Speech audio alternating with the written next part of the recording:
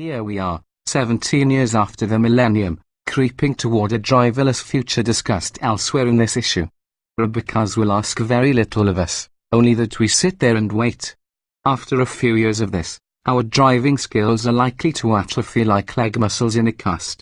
We'll all become as helpless as Miss Daisy, reliant on a robotic hook to drive us around. High's a manual Accord with power, practicality, and handling, never feels as if it's giving up.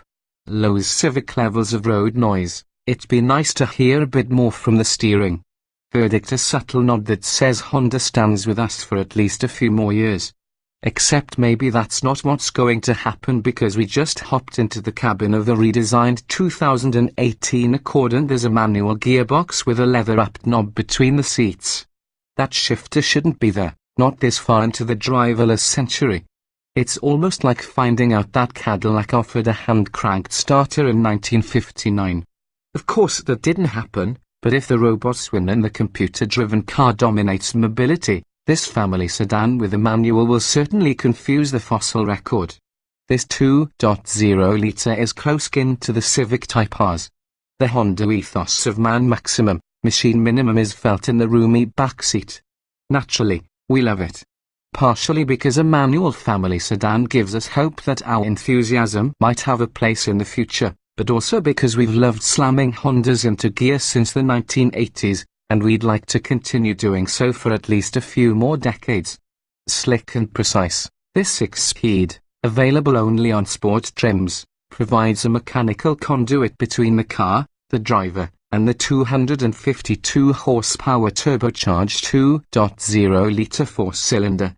We recently tested a 2.0T Touring with the 10-speed automatic, which is a no-cost option on the sports trim. The 2.0-litre is new and closely related to the 306 horsepower 2.0-litre in the Civic Type R. It replaces the previous generation's 278 horsepower 3.5-litre V6 as the top-spec engine. Moving up to the 2.0-litre from the base 192 horsepower turbocharged 1.5-litre will require around $2,000 to $4,500 of your hard-earned grickles, depending on trim level. The Civic Type R bloodline is deeply felt in the Accord's new engine. Equipped with Honda's EVTEC variable valve lift, the 2.0-litre delivers a rev happiness and linear thrust missing from the 1.5. It rewards you for running right up to the 6,800 revolutions per minute red line.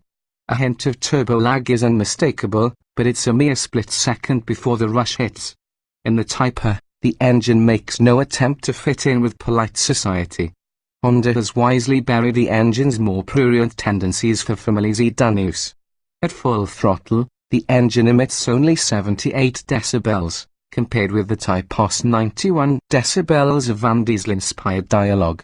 Pull through the first two gears, and the Accord hits 60 miles per hour in 6.1 seconds. The quarter-mile rolls by in 14.7 seconds at 98 miles per hour in fourth gear.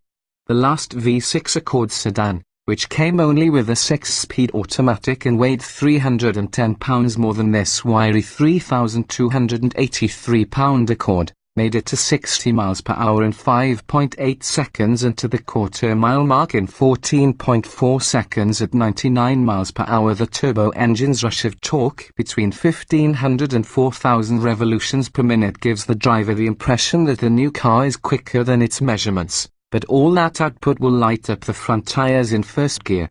Even with the front end hunting for traction, the steering doesn't tug and the nose doesn't spastically vector you into ditches or oncoming traffic. You merely feel as if you're accelerating on a damp road before traction control steps in. Cornering grip, at 0.87 grams, is strong for a family sedan and is achieved on the Sport Model's 23540R19 Goodyear Eagle Touring all-season tires.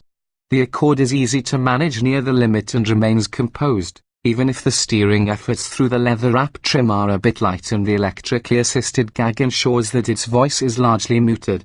Like its predecessor, this Accord is light on its feet and stays flat in corners, and that competence goads you to go ever faster. Drive it as if you just signed up to be an Uber driver, and you'll find the ride to be firm enough to be interesting between fares but supple enough to earn you 5 stars from passengers.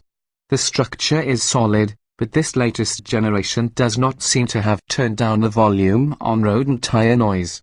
The Accord's 70 decibels at 70 miles per hour is only a single decibel up on the old V6 model, but it's enough to keep this sedan from being confused with a luxury car. Rear seat space is luxury car massive, however. Legroom and shoulder room are abundant, even for 6-foot adults. The driver's seat padding is hard, but it starts to feel supportive after a couple of days. And in typical Honda fashion, there's space for all the accessories of 21st century life. Deep cubbyholes in the center console, under the armrest, and in the doors easily swallow all your phones, charging equipment, iPads, Kindle readers, and Oprah cinnamon chai creme frappuccinos. There's more modern technology perched atop the dashboard, where Honda has wisely upgraded the Accord's infotainment system. Gone is the previous car's slow-acting unit whose displays had all the charm of a computer running Windows 95. A new 8-inch screen, a 7-incher, is standard on 1.5T, and hybrid models reliably responds to the briefest of taps. The layout is logical, and there are redundant buttons around the perimeter to make even your first attempt at using it easy. With it, Honda has gone from being one of the worst infotainment providers to a class leader. There's even a dedicated volume knob on the left and a tuning knob on the right, just as RCA and Philco intended. The tack side of the gauges is reconfigurable. John Kuehler is sure to be upset about the directional wheels. The rest of the interior holds few surprises. Climate controls are simple, just 3 knobs with a few logically marked buttons. A convincing digital facsimile of an analog tachometer is set to the left of an actual analog speedometer. It's possible to change the tachometer display to show trip computer, audio, and other information, but, this particular car being a manual, we left the tachometer displayed. We do wish that Honda gave our drivers the option of putting a digital speedometer in the vast darkness between the two gauges. Maybe it's because we've been visually assaulted by other new Hondas, such as the Civic and fuel cell-powered Clarity, but we find the new Accord attractive. In front, a broad black grille is topped by a large chrome band that makes it look as if the Accord is wearing a wrestling championship belt in acknowledgement of all its past 10 best wins. Honda's Intercontinental Tag Team belt is flanked by LED headlights that look as if they could have come from an Acura and shine brightly at night. The Accord's outward appearance may conform to class norms, but Honda isn't a follower. Offering a manual transmission in the Accord is a protest of sorts, a secret handshake from Honda that lets us know that you shouldn't have to give up driving just because you're buying a family sedan. Life may get lost in a repetitive blur of cubicles, choosing paint colors at Home Depot, eating meatballs at IKEA, and picking up the kids from karate. But a manual Accord, a really fun and powerful Accord at that, serves as a reminder of the joy and freedom we used to have as drivers back in the 20th century.